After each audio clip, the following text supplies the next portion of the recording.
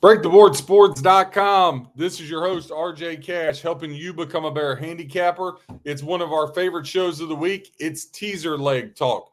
Again, 6-point teasers. I know a lot of people love those because they're lower juice, minus 25. I know we talk about juice. We love 7-point teasers. Yes, you got to lay about 10 more cents, laying $1.40. However, the touchdown with the extra point, it's never been more clear than this year where a lot of block kicks. I want the extra point. I want the full 7. Also, we touch on some 3-team 10-point teasers. Those check in minus $1.30. So let's hop right into it. Click that like, hit subscribe. Let's get cracking. We're going to start off Thursday night football here. And check out that show we got breaking down the Eagles and Giants, giving you different trends and angles. I like the Eagles here in a 7-pointer at pick. I think really good value in this one. Right now, if you look over at the splits, Eagles laying 7, getting 77% of bets and 87% of the money. Your over-under set at 40.5. I love just teasing this game in general. Philly at pick and under 47.5. I don't see a lot of points being scored. These two offenses really struggling.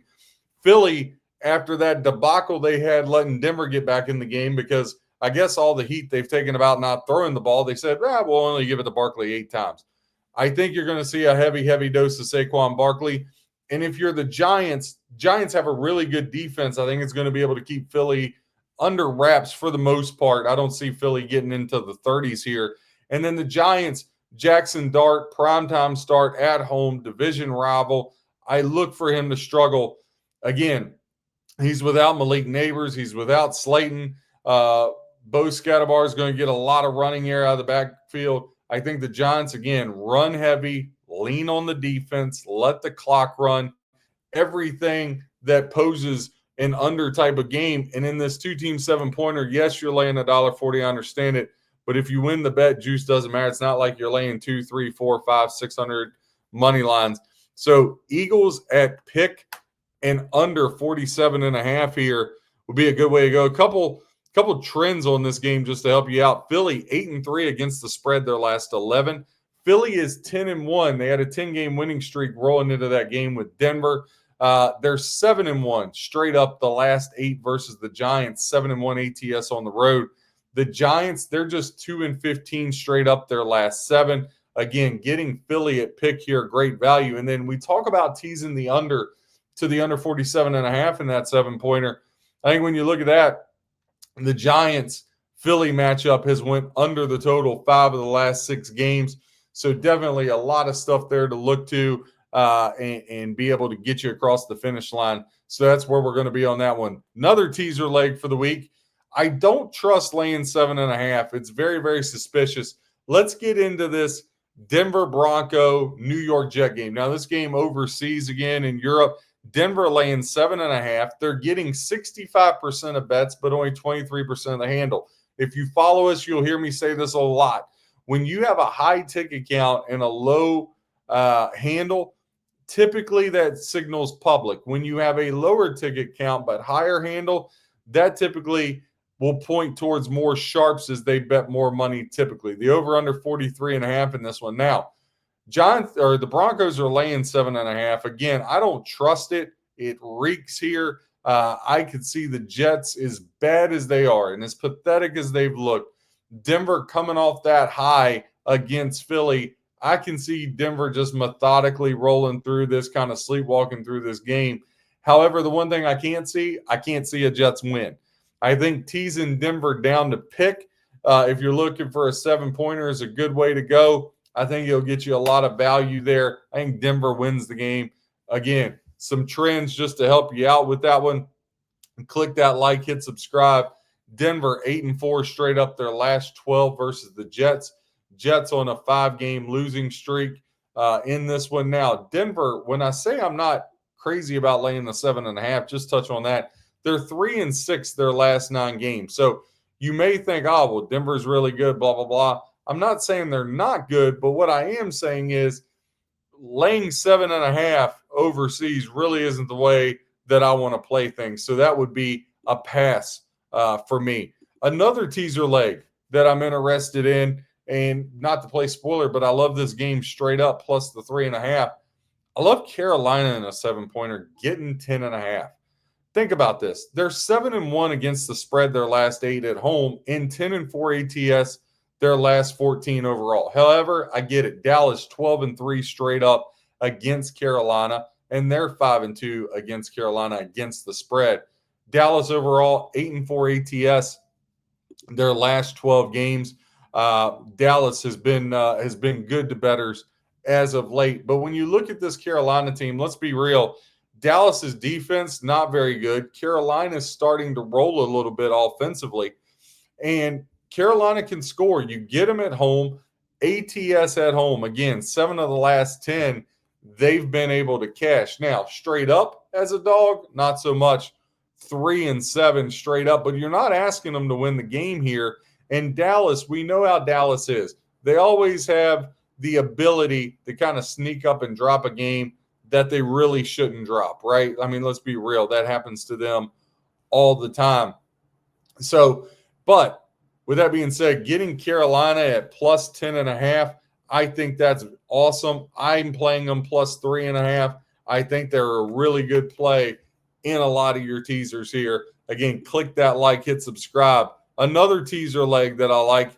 I just like the spot. I don't want to lay the points, but I love the spot with the Pittsburgh Steelers and the Cleveland Browns. Pittsburgh right now I get it, kind of goes against what I say a little bit. 65% of tickets and 88% of the handles on Pittsburgh minus 5.5. 35% of tickets and 12% of the handle to the Brownies. But I'm not talking about laying 5.5. I'm talking about for you 6-point lovers that just want to down that hill. You basically get Pittsburgh at pick. If you have a 7-pointer, you switch it and get them plus 1.5 at home. Dillon Gabriel, if you think about the Browns spot, they're overseas. They lose the game against the Vikings. Now they got to travel back across the pond and go into a division rival Pittsburgh with the Dillon Gabriel's second start ever against a Pittsburgh defense that's starting to kind of slowly look back into being the old Pittsburgh defense. And this is a bitter rivalry. I just think it's a horrible spot for the Browns, right? They may cover the 5.5. Listen, if you told me you were going to play a 3-team 10-pointer again, I'll give you some legs on those. Minus $1.30. We'll end the show with those. I wouldn't hate you if you said, hey, I'm taking the Browns plus 15.5. Cool. I don't think I see Pittsburgh blowing anybody out this year. They're just not built that way. But Pittsburgh to get the win here in a 6-point teaser to get you a pick or a 7.5-point teaser, I think I can absolutely get there. Another thing I could get there with, if you tease the over-under up to under 44.5, right? Right now, only 31% of tickets and 37% of bets are trending towards the under. I could definitely get behind that, and I could see that for sure in this game. Another game, Arizona Cardinals and the Indianapolis Colts. And this is one of those, I know. Arizona 2-5 straight up their last 7 against the Colts. Colts 5-1 straight up their last 6, 5-1 ATS over that 6. The under, however, between these two teams, ironically enough, 7 of the last 8 games have went towards the under. Colts 5-game winning streak at home here. They've played very well at home. When I look at this, the odds is going to be the books are going to need the Cardinals, right? Colts laying 7. If you can find a couple 7.5s out there, great. Colts are going to be in all your money line parlays. They're going to be in all your teasers. Like it's going to be Colts. And I get it. Kyler Murray, questionable this week. But, Jacoby Brissett is an old Indianapolis Colt if he has to go. And Jacoby Brissett isn't bad. He can hang in there. Give me the Cardinals plus 14 and a 7-point teaser. Give me the Cardinals, a little bit of spoiler alert, plus 17 in a 10-point teaser. I love the Cardinals in this spot.